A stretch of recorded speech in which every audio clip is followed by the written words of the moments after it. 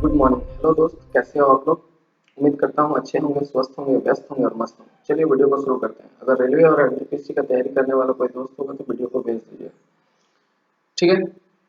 तो हाल ही में अमेरिकी राष्ट्रपति डोनाल्ड ट्रंप ने नोबेल शांति पुरस्कार के लिए किस समझौते के कारण नामित किया गया? जो डोनाल्ड ट्रंप है अमेरिकी राष्ट्रपति, उन्होंने एक समझौता कराया था यूनाइटेड अरब अमीरात और इसराइल देश के बीच में, जिसे अब्राहम अकॉर्ड कहा जाता है। इस समझौते के कारण अमेरिकी राष्ट्रपति डोनाल्ड ट्रंप जो है उनको ये नोबेल प्राइज के लिए नामित किया गया है, दिया नहीं गया है नोबेल प्राइज। तो याद रखें। और नामित कौन किया है तो इसको हम लोग बताते हैं। ये शांति का नोबेल प्राइज जो नामित किया है नॉर्वे का ही सांसद ने किया है, इसको रिकमेंडेशन दिया है। ठीक है। तो रिकमेंडेशन क्यों दिया है? तो ये शांति करवाया था, इसके वजह से दिया है। और ये नॉर्वे जो देश है वो कहाँ है? तो ये नॉर्वे जो देश है वो स्वीडन के बगल में है, जिसकी राजधानी ओस्लो है। ओस्लो राजधानी है और देश का नाम नॉर्वे है। यहाँ नोबेल का शांति प्राइज दिया जाता है, लेकिन केवल केवल नोबेल का ही शांति का ही नोबेल प्राइज दिया जाता है। बाकी नोबेल प्राइज जो है वो स्वीडन में मिलता है, उसके बगल में जो देश है। तो कहा जाता है कि यहाँ पर अल्फ्रेड नोबेल जो है, अल्फ्रेड नोबेल जिसके नाम पे नोबेल प्राइज दिया जाता है, जिसके याद में नोबेल प्राइज दिया जाता है, उनका यहाँ पर जन्म हुआ था। और उन्होंने क्या किया था? अल्फ्रेड नोबेल मतलब जो है डायनामाइट का यहाँ आविष्कार किया था, जिससे बम बनाया था ट्राइनाइट्रोटोलुइन का यूज करके क्या बनाया था? बम बनाया था सर्वप्रथम। यही कौन? Alfred Nobel. और इसी का नाम पे शांति का पुरस्कार दिया जाता है। तो आप समझ सकते हैं कि जिन्होंने बम बनाया उसी का नाम पे शांति का पुरस्कार दिया जा रहा है, अल्फ्रेड नोबेल। याद रखिएगा, एग्जाम में पूछा जा सकता है। शांति का नोबेल प्राइज को छोड़कर सभी नोबेल प्राइज जो है स्वीडन देश में मिलता है। और स्वीडन का राजधानी कहाँ है? स्टॉकहोम। स्टॉकहोम में दिया जाता है राजा के प्रेजेंस में। वहां जो राजा है, स्टॉकहोम के जो राजा है, उनके उपस्थिति में ये प्राइज सब दिया जाता है। कौन सा? शांति का नोबेल प्राइज को छोड़कर शांति का नोबेल प्राइज कहाँ मिलता है? नॉर्वे देश। ठीक है, नॉर्वे में, जहां पर 6 महीना दिन 6 महीना रात होता है। समझ सकते हैं आप। और नोबेल प्राइज जो है दोस्त, वो केमिस्ट्री के क्षेत्र में दिया जाता है, फिजिक्स का, मेडिकल का क्षेत्र में दिया जाता है और लिटरेचर का क्षेत्र में दिया जाता है। यानी कि साहित्य का क्षेत्र में, चिकित्सा विज्ञान, भौतिकी का और रसायन विज्ञान के क्षेत्र में दिया जाता है। लेकिन दोस्तों शांति का नोबेल प्राइज नॉर्वे में दिया जाता है, ये याद रखिए आप। किसके याद में? अल्फ्रेड नोबेल के याद में। तो देखो दोस्त, जो पहला जो 2019 सॉरी पहला नहीं 2019 में जो नोबेल प्राइज मिला था वो किसको मिला था? अहमद, इथोपिया के जो पीएम थे अभी अहमद, उनको मिला था। ठीक है। और इस बार किसको मिलेगा? तो इस बार किसको मिलेगा वो पता नहीं है, लेकिन डोनाल्ड ट्रंप का नाम नामित किया गया है। ठीक है। ऐसे कई नाम रिकमेंड किया जाते हैं, किसी का भी नाम कोई भी रिकमेंड कर देता है, लेकिन मिलता उसी को है जिसको, वो जेन्युइन पर्सन जो होते हैं। ठीक है। 10 दिसंबर को यह पुरस्कार दिया जाता है दोस्त। 10 दिसंबर का ही दिन अल्फ्रेड नोबेल का बर्थडे आता है। अल्फ्रेड नोबेल इसी दिन जन्म लिए थे और 1895 से दिया जा रहा है। कहा जाता है कि इसके एक साल बाद ही जो है वो अल्फ्रेड नोबेल का मृत्यु हो गया था। ठीक है दोस्त। कौन देता है इसको? 5 सदस्यीय टीम बनाया जाता है नॉर्वे देश के द्वारा। और इसमें जो सदस्य होते हैं वो नॉर्वे का सांसद का ही सदस्य होते हैं 5। और वही लोग सेलेक्ट करते हैं कि किसको दिया जाना है। ठीक है दोस्त। डोनाल्ड ट्रंप जो है ये रिपब्लिक पार्टी से आते हैं। ठीक है। और जॉय बिडेन जो है डेमोक्रेटिक पार्टी से आते हैं, जो जिसके बीच में अभी हंगामा चल रहा है इलेक्शन का। ठीक है। तो कौन जीतता है देखिए। लेकिन इससे पहले जो है दोस्त 3 नवंबर से पहले चुनाव होना अमेरिका में तय है, क्योंकि अमेरिका में जो है नवंबर का पहला वीक का जो सोमवार होता है उसी दिन चुनाव होता है। ठीक है। तो इस बार नवंबर का 3 नवंबर को पड़ रहा है। रूजवेल्ट, राष्ट्रपति रूजवेल्ट जो है, और विल्सन जो है, जीबी कार्टर जो है और बराक ओबामा, ये 4 ऐसे व्यक्ति हैं जिसको नोबेल प्राइज अभी तक मिल चुका है। राष्ट्रीय जो है राष्ट्रपति हैं ये अमेरिका के। ठीक है दोस्त। इसके अलावा अगर हम लोग बात करें तो हाल ही में ऑक्सफोर्ड के दुष्प्रभावों, ऑक्सफोर्ड ने जो वैक्सीन बनाया था उसके दुष्प्रभावों के कारण कोरोना वैक्सीन ने मानव परीक्षणों को रोक दिया है। मतलब कोरोना वैक्सीन जो बना रहा था, कौन बना रहा था? ऑक्सफोर्ड बना रहा था। ऑक्सफोर्ड कहाँ की कंपनी है? इस कहाँ का यूनिवर्सिटी है? तो ये लंदन का है। तो ये बना रहा था कौन सी वैक्सीन? तो वैक्सीन बना रहा था और इसका माना जाता है कि सबसे सफल यही रहे हैं। लेकिन अभी फिलहाल क्या हुआ कि थर्ड फेज, तीसरा फेज, पहला तो चूहों पे किया जाता है, दूसरा कि थोड़ा बड़े जानवरों पे या फिर मनुष्यों पे किया जाता है, और तीसरा फेज जो है ट्रायल का वो बहुत बड़ा मात्रा में, बहुत ज्यादा आदमी में किया जाता है, विभिन्न देशों में ट्रायल किया जाता है। तो यही जो थर्ड फेज चल रहा था, इसी में इसका क्या हुआ, एक प्रॉब्लम आ गया, जिसमें क्या हुआ कि थर्ड ट्रायल में जो है एक व्यक्ति को ये ट्रांसवर्स मेलेटिस मेलिटियस ट्रांसवर्स मेलिटियस नामक ये क्या हो गया, एक डिजीज हो गया, जिसके कारण कोरोना वैक्सीन का जो ट्रायल था वो रोक दिया गया। एक्स्ट्राजेनेका कंपनी द्वारा बनाया जा रहा था। एक्स्ट्राजेनेका दवाई का नाम है और कंपनी का नाम है, जो ऑक्सफोर्ड यूनिवर्सिटी के साथ मिलकर रिसर्च कर रहा था और बना रहा था। इसमें कौन कौन शामिल था? इसमें भारत का पुणे में जो इंस्टीट्यूट है, serum institute of technology Pune Bharat, वो भी इसके साथ थे। ठीक है दोस्त, तो यूनिवर्सिटी ये कहाँ का है? यूके का है, समझ गए होंगे आप लोग। और ये जो है ये परीक्षण कर रहा था, लेकिन इसमें कुछ थर्ड फेज में जो दुष्प्रभाव आए उसके कारण रोक दिया गया है। तो 30,000 लोगों पर ये ट्रायल चल रहा था दोस्त। किस किस देशों में ट्रायल चल रहा था? यूएस में, यूके में, ब्राजील में, साउथ अफ्रीका में और भारत में।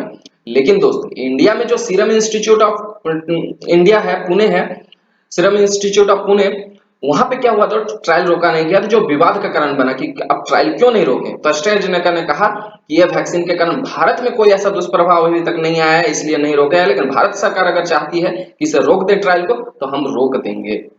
ठीक है, तो एक्स्ट्राजेनेका कौन सा दवाई बना रहा है दोस्त? कोविशील्ड। और इसमें क्या यूज हो रहा है? सॉल्ट। तो ये सॉल्ट जो यूज हो रहा है ये एक्स्ट्राजेनेका ही यूज हो रहा है। ठीक है दोस्त, उम्मीद करता हूं कि आपको वीडियो पसंद आ रहा होगा। अगर पसंद आ रहा होगा लाइक बटन दबाइए और अपने दोस्तों के साथ शेयर कर दीजिए दोस्त, ताकि हम दूसरा क्वेश्चन में बढ़ते हैं। भारत में 5G तकनीक की विकास के लिए किस देशों के साथ सहयोग किया? भारत ने जो है 5G तकनीक के विकास के लिए किन देशों के साथ सहयोग किया? इजराइल और यूएसए, मतलब America.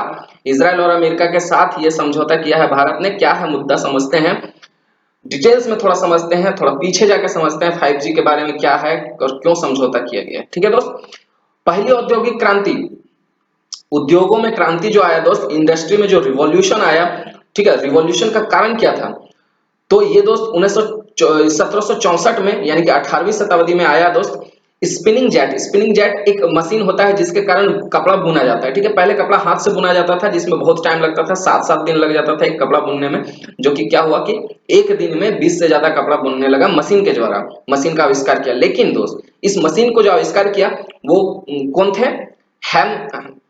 James Hargreaves, James Hargreaves जो थे इसका आविष्कार करने वाले थे। लेकिन दोस्त इसका जो ये प्रॉब्लम था कि क्या ये भाप इंजन से चलता था, भाप से चलता था, मोटर घूमता था, मोटर से चलता था। तो अभी इलेक्ट्रिसिटी का आविष्कार होना बाकी था। तो जो है इंडस्ट्रियल रिवॉल्यूशन 1 में ये तो हुआ था, लेकिन इंडस्ट्रियल रिवॉल्यूशन 2 में जो है इलेक्ट्रिसिटी आ गया। इलेक्ट्रिसिटी आ गया तो क्या हो गया दोस्त कि ये मशीन को इलेक्ट्रिसिटी से चलाना शुरू किया, मोटर को। और इलेक्ट्रिसिटी का आविष्कार जो बेंजामिन फ्रैंकलिन है वही ने किए थे, जानते हैं हम लोग दोस्त। और अगर दूसरी क्रांति का बात करें तो यही दूसरी क्रांति के रूप में, औद्योगिक क्रांति के रूप में सामने आया IR2। इसके बाद जो है 19वीं शताब्दी के मध्य में, 19वीं शताब्दी के मध्य मतलब 1850 के लगभग, ठीक है, कंप्यूटर का आविष्कार हो चुका था और ऑटोमेशन, कैलकुलेशन वगैरह फास्ट हो चुका था। ठीक है, जिसको हम लोग रिवॉल्यूशन 3 कहते हैं, क्रांति 3, IR3 कहा जाता है। और इसके बाद 19वीं शताब्दी के अंत में, मतलब 19वीं शताब्दी के अंत में, मतलब 1900 शुरू होने वाला था, 1901 1902। ठीक है, तो 19वीं शताब्दी इसको कहते हैं। तो इंफॉर्मेशन टेक्नोलॉजी के क्षेत्र में दोस्त 1980 में 1G आया। 1G मतलब जिसमें कॉलिंग कर सकते हैं, इंटरनेट नहीं चला सकते हैं। 1990 में दोस्त क्या हुआ कि 2G आया, जिसमें इंटरनेट थोड़ा बहुत चला सकते थे लेकिन स्पीड कम था, तो डेटा स्पीड को बढ़ाने के लिए 3G आया दोस्त। ठीक है, जिसका 2 MB से लेके 2 से लगभग कुछ ये 10 या 20 MB तक लगभग स्पीड था इसका। ठीक है दोस्त, तो उसके बाद 4G आया। 4G का स्पीड जानते हैं दोस्त, 100 MBPS से 1 GB तक होता है इसका स्पीड। और अप्रैल 2019 में दोस्त साउथ कोरिया ने एक ट्रायल किया। क्या ट्रायल किया? 5G इंटरनेट परीक्षण का, जिसमें 1 GB से लेकर 10 GB तक इंटरनेट स्पीड का ट्रांसफर किया गया। और उसके बाद दोस्त भारत में क्या हुआ? 2015 में यह लेकर आई, भारत में जो है 5G प्रोजेक्ट लेकर आई कौन? एजे पोलराज समिति। 5G की 5G भारत में कैसे लागू किया जाए, कैसे लाया जाए, तो पायलट प्रोजेक्ट चलाया जाएगा कि कुछ शहरों में दिया जाएगा, उसके बाद देखा जाएगा इसका ट्रायल करके कैसा रहता है, फिर उसको 5G को लॉन्च किया जाएगा। तो ये सिफारिश दिया था 2015 में दोस्त। और 2015 से लेके अभी तक 2018 में यह फाइनल किया गया है कि हाँ, इंडिया में 5G लाने के लिए हम लोग बाध्य हैं, मतलब हम लोग ला सकते हैं इंडिया में 5G। तो सितंबर में हुआ था दोस्त, और अभी अगस्त में ये 2018 में ये फाइनल डिसीजन लिया गया कि 5G आ रहा है भारत में। तो इसको इस टेक्नोलॉजी को देखते हुए दोस्त क्या किया कि हुवेई कंपनी जो था, चाइना का हुवेई कंपनी जो था दोस्त, भारत में ये पूरा दुनिया में 5G नेटवर्क के लिए जाना जाता है। और इसका जो बढ़ता हुआ ये था, इसके वजह से अमेरिका, अमेरिका, यूएसए और यूके सारा देश मिल गया है एक साथ और बोला कि चाइना को काउंटर करना है, मतलब चाइना का जो प्रोडक्ट है 5G नहीं बेचवाएंगे, हम लोग नहीं मार्केटिंग करेंगे उससे। क्यों? क्योंकि ये जो जासूसी का काम करता है, ये डेटा चुराता है चाइना वाला। चाइना में जानते हैं दोस्त, गूगल फेसबुक यूज करना मना है, वहाँ यूट्यूब भी नहीं चलता है, समझ सकते हैं। तो सारा देश का डाटा चाइना ले रहा है, चाइना किसी को नहीं दे रहा है। तो इसीलिए इसका जो 5G नेटवर्क जो हुवेई कंपनी का जो मॉडेम आता है उसको बैन करने के लिए सभी देश एक साथ आए हैं और बोला है कि भारत और साउथ अफ्रीका, साउथ कोरिया के साथ मिलकर क्या होगा दोस्त, इसमें इजराइल और यूएसए दिया है लेकिन साउथ कोरिया भी है, तो इसमें सभी देश शामिल होकर एक ऐसा 5G का उद्घाटन करेंगे, बनाएंगे, जो सब पूरी दुनिया में इसका मार्केटिंग होगा और चाइना को जो है ये नहीं बिकेगा। ठीक है दोस्त, उम्मीद करता हूँ ये बात समझ में आया होगा। और अगर वीडियोस पसंद आ रहा हो तो दोस्त शेयर कर दें, लाइक कर दें, कमेंट करें नीचे, कुछ भी प्रॉब्लम हो तो। हाल ही में जो है दोस्त एक सॉफ्टवेयर आया था जो बहुत ही चर्चा में रहा था। क्या सॉफ्टवेयर था, क्या है ये? एक्चुअली में एक सॉफ्टवेयर नहीं था, ये मैंगो मालवेयर, रियल मैंगो इसका नाम था दोस्त। ये बहुत ही मतलब इस तरह का सॉफ्टवेयर जो रहता है उसका नाम भी थोड़ा सा इंटरेस्टिंग रहता है, रियल मैंगो मालवेयर सॉफ्टवेयर था दोस्त।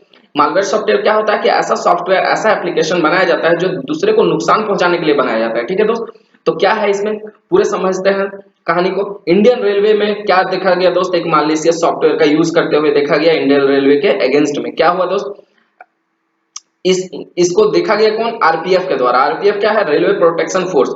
और इसी तरह एक जीआरपी होता है, जीआरपी मतलब जो होता है ये गवर्नमेंट रेलवे पुलिस, ये गवर्नमेंट रेलवे पुलिस और रेलवे प्रोटेक्शन फोर्स, ये दो तरह का पुलिस होते हैं दोस्त। गवर्नमेंट रेलवे पुलिस जो है वो क्या करता है, वो जो है राज्य सरकार के अंतर्गत आता है, जो रेलवे का सुरक्षा करता है राज्य के अंदर। और आरपीएफ क्या है दोस्त कि ये रेलवे का फोर्स है जो सेंट्रल लेवल केंद्र सरकार इसको नियंत्रित करता है। ठीक है दोस्त, तो दो तरह के पुलिस रेलवे में होते हैं, आपको समझ में आया होगा। तो आरपीएफ ने इसका भंडाफोड़ किया है, तो पकड़ा है, क्या किया है दोस्त, मालवेयर सॉफ्टवेयर टिकट बुकिंग करवाता था। क्या करवाता था इसमें, टिकट बुकिंग जो होता था दोस्त, इसमें क्या होता था कि ये बहुत ज्यादा टिकट बुक कर देता था। ठीक है दोस्त, और ये जो इसमें क्या था कि कैप्चा जो है बाईपास कर देता था। जैसे कोड, जैसे टिकट बुकिंग करते थे कोड भरने आता है कि आप ये वाला कोड को टाइप करें, ये जो है पासवर्ड को टाइप करें तब आगे काम होगा। तो वो पासवर्ड जो है दोस्त वो बाईपास कर देता था, तो पासवर्ड डालना नहीं पड़ता था इस सॉफ्टवेयर को, मतलब उसके आगे कर देता था प्रोसेस, तो जल्दी जल्दी टिकट बुक होता था। एक ही आईडी से बहुत सारा टिकट बुक कर देता था दोस्त, तो इस तरह से प्रॉब्लम होता था। और ये सॉफ्टवेयर जो है दोस्त ये मतलब बिकता था, ये बड़े बड़े लोग लेते थे जो टिकट बुकिंग का काम करते थे, वो लोग इस सॉफ्टवेयर का यूज करते थे। और ये सॉफ्टवेयर जो है दोस्त किसने बनाया है, क्या किया है, इसके बारे में कोई जानकारी नहीं है अब तक। लेकिन ये सॉफ्टवेयर जो है दोस्त बहुत ही खतरनाक है। और इसका पेमेंट था, ये मतलब ये सॉफ्टवेयर फ्री में नहीं था, ये सॉफ्टवेयर को पैसा लेता था। और ये पैसा भी अजीब तरीके से लेता था, ये जो है बिटकॉइन के रूप में पैसा लेता था। मतलब पैसा अगर एटीएम के थ्रू लेगा या फिर ऑनलाइन पेमेंट लेगा तो पकड़ा जाएगा कंपनी, तो इसलिए ये बिटकॉइन के थ्रू पैसा लेता था। तो समझ सकते हैं दोस्त, ये आरपीएफ और जीआरपी का समझ में आया कि जैसे रेलवे प्रोटेक्शन फोर्स जो होता है केंद्र सरकार में होता है, और ये ट्रेन के साथ साथ चलता है, मतलब ट्रेन में ही चलता है। ठीक है, ट्रेन में जो स्लीपर कोच होता है उसका फर्स्ट बोगी जो होता है उसमें 63 नंबर का जो सीट होता है दोस्त, वहां पर एक बैठता है आदमी जो रेलवे का ही होता है, जो या तो रेलवे प्रोटेक्शन फोर्स का होगा या गवर्नमेंट रेलवे पुलिस का होगा। तो यह मुख्य रूप से अतिरिक्त फैक्ट है जो आप आपको जानकारी होना चाहिए। ठीक है, क्लास 8 डब्बा S1 में। ठीक है दोस्त, तो जेआरएफ का क्या काम होता है, तो जेआरएफ का काम होता है दोस्त, ये गवर्नमेंट, ये जो GRF sorry government railway force का जो काम होता है दोस्त, वो क्या होता है कि पटरियों का, रेल का सुरक्षा करना राज्य में, क्योंकि ये केंद्र सरकार का प्रॉपर्टी है तो राज्य सरकार की जिम्मेदारी होता है इसको अच्छे से रखने का। चलिए दोस्त, एक दूसरा क्वेश्चन है जो अर्थव्यवस्था से रिलेटेड है कि बोल रहा है कि बोल रहा है कि फिच रेटिंग एजेंसी जो है उसके अनुसार भारत का विकास दर जो है 10.5% ये बताया गया अप्रैल मई जून के ये तिमाही में। क्या हुआ था दोस्त कि फिच रेटिंग एजेंसी क्या होता है बता देते हैं। फिच रेटिंग एजेंसी मतलब ऐसे 3 रेटिंग एजेंसी है जो फेमस है, जिसके बारे में आप लोग का रेटिंग याद रखना पड़ता है। मूडीज, एस एंड टी मतलब स्टैंडर्ड एंड पुअर, और फिच। ये 3 रेटिंग एजेंसी है जो जो किसी देश का रेटिंग देता है। मतलब जैसे हम लोग कोई एप्लीकेशन यूज करते हैं तो रेट देते हैं ना कि ये एप्लीकेशन बहुत अच्छा है ये वो, तो इस तरह से सभी देशों का रेटिंग देता है। तो इससे रेटिंग से फर्क क्या पड़ता है, तो इसका रेटिंग से वही फर्क पड़ता है जो हम लोग का कोई भी प्रोडक्ट में हम लोग जो रेटिंग देते हैं कि प्रोडक्ट नहीं बिकेगा अगर रेटिंग कम देंगे। तो उसी तरह से अगर देश का रेटिंग कम देगा तो देश में इन्वेस्टमेंट नहीं आएगा। देश में इन्वेस्टमेंट कैसे आता है, एफडीआई के थ्रू। एफडीआई क्या होता है, तो एफडीआई होता है फॉरेन डायरेक्ट इन्वेस्टमेंट। मतलब दूसरा देश किसी देश में इन्वेस्ट करेगा या कोई कंपनी किसी देश में इन्वेस्ट करेगा, कैसे, तो ये फिच का रेटिंग एजेंसी का रेट देखकर कि उस देश का जीडीपी जो है किस तरह से बढ़ रहा है घट रहा है, वहां पर कैसे स्थिरता का माहौल है कि नहीं है, तो कंपनियां निवेश करेगी। ठीक है, तो ये फिच जो है 5% जीडीपी गिरने का अनुमान लगाया था, लेकिन ये जो है 10% गिर गया है, ये फिच ने कहा है। फिच ने बहुत सारी बातें कही हैं, जिसमें से प्रमुख है कि भारत का जीडीपी गिरने का कारण है कि भारत का लॉकडाउन जो है सही समय पे नहीं लगाया गया। ये सब मुद्दा कुछ दिया गया है दोस्त। तो जानते हैं हम लोग कि जीडीपी कैसे गिरता है, कि इसमें जो है कि जो डिमांड घट जाता है, जैसे लोगों के पास पैसा नहीं है तो डिमांड घट गया, डिमांड घट गया तो सप्लाई बंद हो गया, सप्लाई बंद हो गया तो प्रोडक्शन बंद हो गया, प्रोडक्शन बंद हो गया तो क्या हो गया दोस्त, कि ये जीडीपी घट गया। जीडीपी का फुल फॉर्म होता है ग्रॉस डोमेस्टिक प्रोडक्ट। तो इसमें क्या होता है दोस्त कि एक देश के अंदर जितना भी प्रोडक्ट बनाया जाता है या जितना भी सेवाओं का निर्माण किया जाता है, सेवाओं मतलब बैंकिंग का जितना भी सेवा दिया जाता है, प्रोडक्ट बनाया जाता है, उसका सब कुल मिलाकर जो लागत होगा, जो मूल्य होगा, जो उसका पैसा होगा, उसी को हम लोग जीडीपी कहते हैं दोस्त। आपको उम्मीद है कि ये समझ में आया होगा। और रेटिंग एजेंसियां जो है इसमें से फिच बहुत इंपॉर्टेंट रखता है। तो फिच का रेटिंग एजेंसी जो है 10.5% की गिरावट जीडीपी में देखा गया है, ऐसा फिच का मानना है। तो ये बहुत इंपॉर्टेंट होता है, एग्जाम में आ सकता है दोस्त। अगर अगला क्वेश्चन का बात करें हम, तो देखो दोस्त अगला क्वेश्चन क्या है कि भारत में पहली बार भांग की दवा परियोजना देश की मदद से जम्मू में स्थापित की जानी है। एक्चुअली में क्या होता है दोस्त, भांग जो है, चरस गांजा जो है, उससे दवा बनता है, हम लोग सभी जानते हैं। इसका कब यूज होता है, पेन किलर में यूज होता है। जैसे कोई किसी को बहुत ज्यादा पेन हो रहा है, दर्द हो रहा है, तो इस तरह का दवा दिया जाता है ताकि उसका दर्द कम हो, या फिर ऑपरेशन वगैरह के समय दिया जाता है। तो ये भांग का ये एक पॉजिटिव यूज है, नेगेटिव यूज तो सभी जानते हैं। तो क्या है दोस्त, कैनबिस, इसका इंग्लिश में बोलते हैं इसको कैनबिस, और ये कनाडा की मदद से भारत जो है बना रहा है जम्मू कश्मीर में। जम्मू कश्मीर जो है यूनियन टेरिटरी बन चुका है दोस्त, अब राज्य नहीं है। और यूनियन टेरिटरी जब बना है दोस्त, तो उसके बाद पहला ऐसा इन्वेस्टमेंट है दोस्त, इतना बड़ा इन्वेस्टमेंट जो जम्मू कश्मीर में कर रही है भारत सरकार। इसमें क्या है कि बायोटेक्नोलॉजी इंडस्ट्रियल पार्क वहां स्थापित किया जाएगा, जहां चरस जो है, गांजा जो है, उससे दवा विकसित किया जाएगा, उसका मतलब उसको लीगल वहां पर व्यापार होगा। ठीक है दोस्त, और वहां पर जो है दवा बनाने का काम में ये इंडस्ट्री लगाया जा रहा है। ठीक है दोस्त, मुझे उम्मीद है कैनोबिस और मेरिजुएना जो इसको कहते हैं, इसको चरस भी कहते हैं। तो ये कहाँ है दोस्त, यूटी जम्मू कश्मीर में है। जम्मू कश्मीर जो है वो यूटी बन चुका है, लद्दाख और जम्मू कश्मीर। उसके बाद यूटी कितना हो गया था, 9 हो गया था, मतलब केंद्र शासित प्रदेश 9 हो गया था। और केंद्र शासित प्रदेश जैसे ही 9 हुआ, तैसे ही क्या हुआ, जनवरी में जो दोस्त दादर नगर हवेली और दमन दीप जो है दोनों मिल गया। तो दोनों मिल गया तो क्या हो गया दोस्त, केंद्र शासित प्रदेश यूटी जो है वो 8 गो हो गया दोस्त। तो अभी 8 गो यूटी है। अपडेट आप याद रखिए, एग्जाम में पूछा जा सकता है। अगर वीडियो पसंद आ रहा है दोस्त तो दोस्तों के साथ शेयर करें, ठीक है, और चैनल को सब्सक्राइब अभी करें तुरंत, और इसको वीडियो को लाइक कर दें दोस्त। हम आगे बढ़ते हैं क्वेश्चंस को लेके।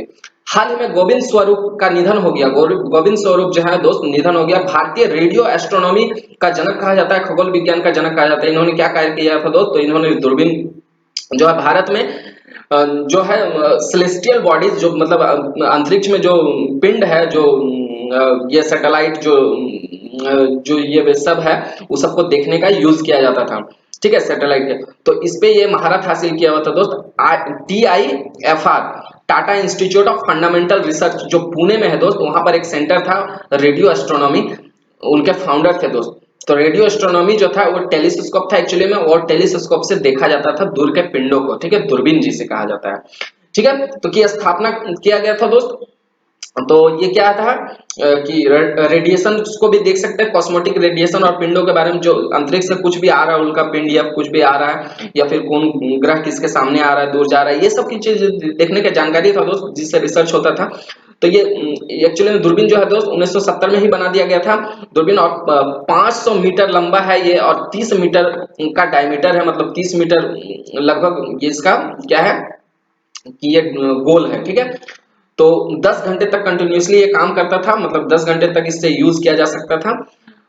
तो उसके अलावा अगर हम लोग बात करें दोस्तों, दूसरा क्वेश्चन क्या बना, उत्तराखंड से बना, उत्तराखंड के निवासियों में को संस्कृत सिखाने के लिए राज्य भर में संस्कृत ग्राम स्थापित किया जाना है। तो संस्कृत का एक गांव मिलेगा जहां पर संस्कृत बोला जाएगा। ठीक है दोस्त, संस्कृत बहुत ही इंपॉर्टेंट लैंग्वेज है भारत के लिए, क्योंकि वेद जो है, वेद सारे ये संस्कृत में ही लिखा गया है, और वेदों में जो है चिकित्सा पद्धति या टेक्नोलॉजी के बारे में सारा जो पहले यूज होता था वो सब लिखा गया है। तो संस्कृत जानना बहुत जरूरी है भारत के लोगों को, इसलिए इसको इनिशिएटिव को लेते हुए उत्तराखंड के जो है सरकार ने उसको 2 गांव को ऐसे बनाया गया है जिसमें क्या है कि संस्कृत बोला जाएगा। और ऐसा अचानक से नहीं किया दोस्त, इसके लिए पायलट प्रोजेक्ट चलाया गया था 2 ऐसे जिलों में, 2 गांवों में इसको टेस्टिंग भी कर चुका है दोस्त। तो टेस्टिंग में क्या है, किमोथा गांव जो कि है चमोली जिले में है, और ये भंटाला जो है जगह, 2 गांवों में टेस्टिंग किया था, और इसमें सफलतापूर्वक इन्होंने देखा कि संस्कृत बोलने मतलब यूज करने लगे लोग सीखने के बाद। तो ये सही इनिशिएटिव है दोस्त। संस्कृत जो है भाषा जो है शेड्यूल, मतलब जो अनुसूची 8 है हमारा संविधान में, उसके तहत ये मान्यता प्राप्त भाषा है। मान्यता प्राप्त भाषा कितना है, 22 को में एगो संस्कृत भी है। ठीक है दोस्त, इंग्लिश भी है। ठीक है दोस्त, वेदों की भाषा और वेदों की भाषा भी संस्कृत है। ठीक है, और इससे क्या है कि अगर इस लैंग्वेज को जान लिया जाए तो ये तो बता चुके हैं, टेक्नोलॉजी जो है और चिकित्सा पद्धति जो पहले यूज होता था जो मेडिकल के फील्ड में, और ये जो भी टेक्नोलॉजी वगैरह, उसका हम लोग अच्छा से वेदों में पढ़ के समझ सकते हैं और उससे बहुत ही फायदा होगा। ठीक है दोस्त, तो हम लोग जानते हैं कि 5वीं और 6वीं बीसी में जो है, बीसी मतलब बिफोर क्राइस्ट, मतलब ईसा मसीह के जन्म से पहले, मतलब 2500 साल पहले लगभग, क्या था दोस्त, पाणिनि एक राइटर का नाम है जिसने अष्टाध्यायी लिखा है। पाणिनि का आप नाम सुने होंगे, बहुत ही फेमस लेखक है। तो इन्होंने संस्कृत का एक ग्रामर लिखा था जिसको अष्टाध्यायी कहा जाता है। अष्टाध्यायी का मतलब 8 अध्याय, उसमें 8 चैप्टर थे, और जिसमें संस्कृत को पूरा अच्छे से डिफाइन किया गया था दोस्त। तो चलिए दोस्त, इसके आगे हम लोग बात करते हैं कि उत्तराखंड क्यों चर्चा में था। उत्तराखंड जो है दोस्त चर्चा था काला पानी, लिपुलेख और लिम्पुथरा, ये 3 गो जगह है जो नेपाल के साथ विवादित था दोस्त। जो नेपाल और भारत के बीच में विवादित जगह है वो यहीं पर है, उत्तराखंड में। तो ये एग्जाम में पूछा जा सकता है कि ये जगह कहाँ पर स्थित है। तो इसके अलावा अगर हम लोग बात करें दोस्त, तो कुछ इस तरह से न्यूज है कि हाल ही में प्रधानमंत्री मोदी ने जयपुर की राजधानी, सॉरी जयपुर राजधानी है दोस्त, कहाँ का, राजस्थान का राजधानी जयपुर है। पत्रिका गेट का उद्घाटन किया है दोस्त, एक बिल्डिंग जैसा वहां पर बनाया है। और यहाँ पर क्या है दोस्त कि ये क्या पत्रिका, मतलब यहाँ पर क्या है कि पत्रकारिता को बढ़ावा देने के लिए ऐसा किया गया है दोस्त। तो एंशियन मॉन्यूमेंट है ये, मतलब पहले से बहुत पुराना ये है, यहाँ पर खंडर जैसा बन गया था, उसको रिपेयर करके, उसको ठीक ठाक करके उसको जिंदा किया है। मतलब समझिए कि इंडिया की पत्रकारिता की तारीफ, हाँ पत्रकारिता की तारीफ किया गया, और राजस्थान में ये बनाया गया। ठीक है दोस्त, अनु मिशन अनुपम चलाया गया था, इसी के लिए पत्रकारिता के को बढ़ावा देने के लिए वहां पर। ठीक है दोस्त, तो यूनेस्को वर्ल्ड हेरिटेज साइट में जो है दोस्त जयपुर जो है शामिल है, जयपुर का सिटी, और हैदराबाद जो है यूनेस्को वर्ल्ड हेरिटेज में, जो यूनेस्को का जो विश्व धरोहर है उसमें जयपुर और हैदराबाद को शामिल किया जाता है दोस्त। इसके अलावा अगर हम लोग बात करें तो 37+1 वर्ल्ड हेरिटेज साइट है, विश्व धरोहर जो स्थल है वो कितना है, 38 है। 37+1, इसमें क्या है कि दोस्त 30 को जो है कल्चरल हेरिटेज है कल्चर के हिसाब से, और 7 जो है नेचुरल है मतलब प्राकृतिक हेरिटेज है, और 1 जो है जो मिक्स्ड प्रकार का जो है दोस्त उसको काजीरंगा की पहाड़ियां कहा जाता है, सॉरी कंचनजंगा की पहाड़ियां कहा जाता है। ठीक है दोस्त, मुझे उम्मीद है कि आपको समझ में आया होगा। और ये इसके अलावा एक और क्वेश्चन है, उसको भी पढ़ लेते हैं। आंध्र प्रदेश सरकार ने महिलाओं की और बच्चों के लिए वायरस संपूर्ण पोषण योजना शुरू किया है। जहां भी आंध्र प्रदेश आएगा दोस्त YSR लगा देना है, और वही उसका जो भी है उस राज्य में जो भी चलाया जाएगा उसके आगे YSR लगा देता है। ठीक है, तो YSR जहां आया समझिए आंध्र प्रदेश का कोई योजना है। आंध्र प्रदेश का संपूर्ण पोषण योजना जो है दोस्त शुरू हो रहा है, और ये जो है दोस्त YSR जो है जगन मोहन रेड्डी वहां का सरकार है। YSR जो है जगन मोहन रेड्डी सरकार जो वहां का है। 7 सितंबर को कुपोषण से निपटने के लिए जो है आंध्र प्रदेश सरकार ने क्या किया था दोस्त, 1867 करोड़ रुपए का बजट घोषित किया था कुपोषण और एनीमिया को हटाने के लिए। कुपोषण समझते हैं दोस्त, और एनीमिया जो है ब्लड से रिलेटेड प्रॉब्लम है जिसमें ब्लड का कमी हो जाना होता है। ठीक है दोस्त, तो इसके लिए फूड एंड एग्रीकल्चर ऑर्गेनाइजेशन जो है दोस्त के तहत भारत में 4 मिलियन लोग बोला जाता है कि कुपोषित है, मतलब ऐसे बच्चे जिसको पोषण अच्छा से नहीं मिला है, ऐसा डाटा है 4 मिलियन।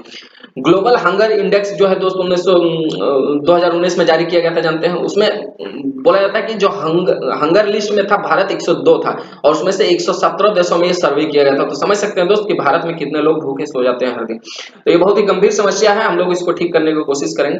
भारत 1 से 7 सितंबर तक पोषण सप्ताह मनाया गया, ठीक है दोस्त। और इसका थीम क्या था? पोषण सप्ताह जो मनाया गया, पोषण सप्ताह सितंबर में मनाया जाता है, और इसका थीम बहुत इंपॉर्टेंट रखा जाता है, एग्जाम में पूछा जाता है कि उसका थीम क्या था।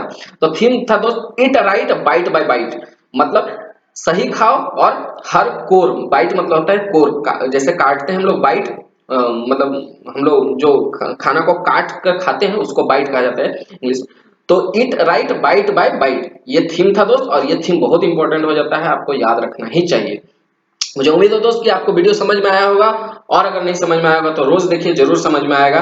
और हर दिन ऐसे बहुत सारे वर्ड्स हैं जिसको डिस्कस किया जाता है, और फाइनली आपको समझ में आने लगेगा। तो करंट अफेयर्स याद नहीं रखना पड़ेगा। अगर ये वीडियो समझ में आया दोस्त तो सब्सक्राइब कर लीजिए, चैनल को लाइक कर लीजिए, और जो भी है अपने दोस्तों के साथ शेयर कीजिए। धन्यवाद, थैंक यू।